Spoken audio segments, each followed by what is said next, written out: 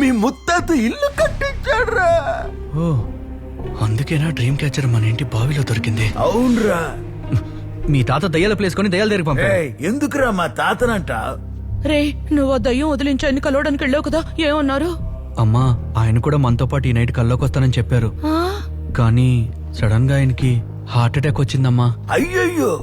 2 రోజులు పడుతుందంట డిశ్చార్జ్ చేయడానికి. అందుకని ఆయన వచ్చే వరకు మనం నిద్రపోకుండా ఉండాల్సిందే. అయ్యో. రే I got a best idea. ఏంటి?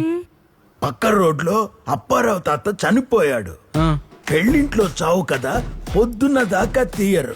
రాత్రంతా ఫుల్ గా గానా గీనా డాన్సులు, బీభత్సమైన యాక్టివిటీస్ ఉంటాయి.